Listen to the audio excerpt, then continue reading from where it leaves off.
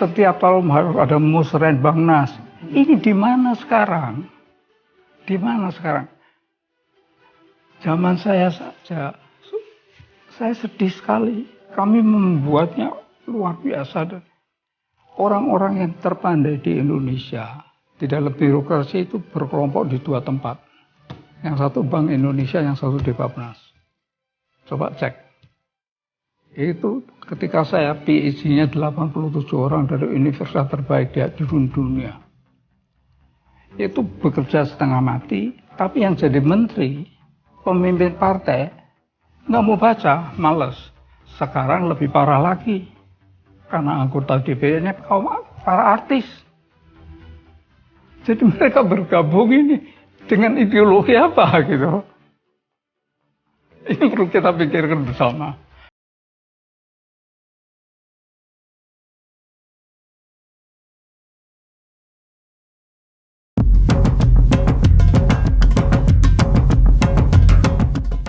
Halo sahabat, kembali lagi di channel Resolusi Pandang, berusaha memandang dunia dengan resolusi kejernihan. Semoga hari ini kalian dalam keadaan sehat walafiat ya, dan senantiasa dalam lindungan Allah Subhanahu wa Ta'ala. Amin. Pemimpin Indonesia ke depan perlu selalu dan banyak membaca buku-buku kelas dunia, terutama tentang geopolitik. Membaca buku ya, bukan menonton, apalagi nonton film mesum. Jangan ya. Ngomong-ngomong tentang buku, saya kemarin baru saja menemukan sebuah buku lama, buku tahun 2005-an, yang saya ingin narasikan kepada sahabat, yang mudah-mudahan bisa menjadi pelajaran bernegara. Judulnya Kisah Para Diktator, karya Jules Archer.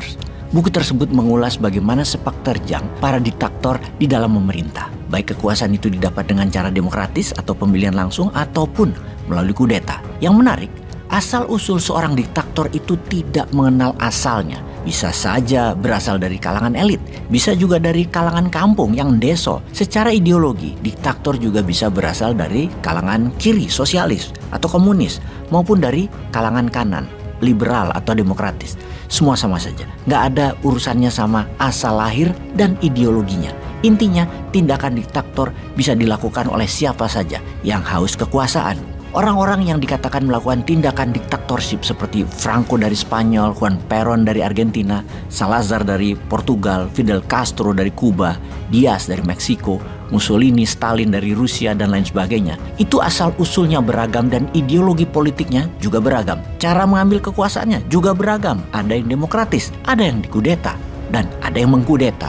Jadi isi buku itu saya coba sarikan kepada sahabat semua. Hal apa yang kebanyakan dilakukan oleh seorang diktator untuk melanggengkan kekuasaan itu?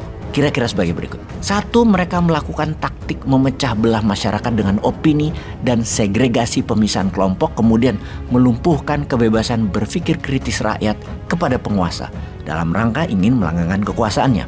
2, memelihara pertentangan golongan atau kelas sosial, elitis versus rakyat kebanyakan misalnya. Taktik adu domba, sehingga masyarakat berhadapan satu sama lainnya, saling curiga mencurigai. 3, menguasai sumber informasi seperti media cetak atau media elektronik, kemudian menutupi info kebaikan lawan politiknya, di mana lawan politiknya dicitrakan sangat buruk dan juga diciptakan sebagai musuh bersama. 4, tidak pernah mengakui kesalahan, apalagi meminta maaf. Walau banyak kesalahan dilakukan, namun tetap tutup mata, tutup telinga. Dan siapa yang menentang atau berani menyatakan dirinya salah, orang itu pasti akan mendapatkan hukuman. 5, hukum tidak berjalan sebagaimana mestinya. Tajam ke bawah, tumpul ke atas. Tajam ke lawan politik, tumpul ke kroninya. Lembaga hukum dikebiri hanya sebagai alat kendali lawan politik atau penekan yang beda pendapat. Sahabat, setelah membaca buku tersebut untuk kedua kalinya, saya mengucap syukur alhamdulillah karena kita Indonesia tidak termasuk kategori tersebut, yaitu negara tidak dipimpin secara diktatorship ya. Mereka tidak haus jabatan penguasanya dan sangat peduli rakyat. Karena kalau ada kemiripan dalam 5 poin di atas, maka kita sebaiknya mendengar cerita tentang kisah keledai dan macan berikut ini. Pada suatu hari, keledai berkata, "Rumput itu biru." Macan pun menjawab, "Ya enggak lah, rumput itu hijau. Biru, hijau, biru, hijau." Mereka berdua saling berdebat. Keduanya berdebat dengan panas, penuh emosi, yang kemudian keduanya mencari jalan tengah. Keduanya akhirnya menghadap sang Raja Rimba yang terkenal adil, sang singa, untuk memberikan jawaban mana dari mereka yang benar. Raja Rimba, sang singa, sedang duduk di singgasananya di atas bukit, mendengarkan dengan seksama ketika sang keledai berteriak, "Yang mulia, apakah benar bahwa rumput itu warnanya biru?" Sang Raja Rimba menjawab, "Benar, rumput warnanya biru."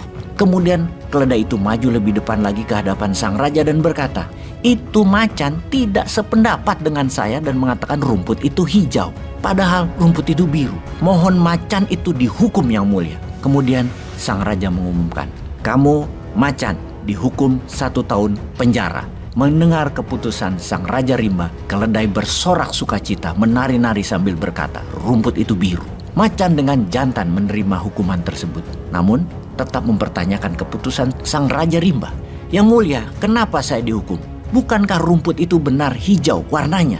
Raja Rimba pun menjawab, "Benar adanya, rumput itu hijau." Kemudian sang raja meneruskan kalimatnya, "Sesungguhnya hukumanmu itu tidak ada hubungannya dengan apakah rumput itu warnanya hijau atau biru. Hukuman itu adalah untuk kamu yang gagah berani dan pintar. Mengapa kamu menghabiskan waktu berdebat tidak ada gunanya dengan keledai yang bodoh dan tukang mengeluh tersebut? Sungguh sebuah kebodohan untuk berdebat dengan orang bodoh. Kedunguan hakiki menyia-nyiakan waktumu untuk berdebat dengan makhluk fanatik buta yang tidak peduli dengan kenyataan dan masalah sebenarnya. Kamu tahu kebenarannya bahwa rumput itu hijau, namun kamu terus berdebat dengan mereka yang peduli hanyalah pokoknya khayalan dan kebenaran dirinya yang harus diikuti semua orang. Mendiamkan makhluk seperti itu adalah kebodohan hakiki yang kamu lakukan. Mereka itu makhluk yang penuh dengan ego, penuh dengan kebencian, penuh dengan ketidakpercayaan diri. Yang mereka inginkan adalah untuk menjadi selalu benar walaupun mereka itu salah. Mereka haus perhatian, mereka gelisah dengan apa yang mereka punya, dan mereka takut diambil haknya oleh orang lain, padahal mereka mengambil. Kamu dihukum karena ketidakpedulian kamu akan hal yang lebih penting. Kamu dihukum karena kepintaran kamu tertutup oleh teriakan orang bodoh dan ketutup makian makhluk pembenci. Padahal damai dan ketenangan hanya ada ketika kebenaran dan keadilan ditegakkan. Yang semua ini tidak akan terjadi kalau kamu hanya berargumen dengan makhluk bodoh dan mendiamkan perilakunya yang haus perhatian dan ketidakamanan dirinya. Kau diamkan. Peace. Oke sahabat, jika informasi ini bermanfaat bagi Anda, jangan lupa untuk subscribe, like, dan share ya. Terima kasih. Wassalamualaikum warahmatullahi wabarakatuh.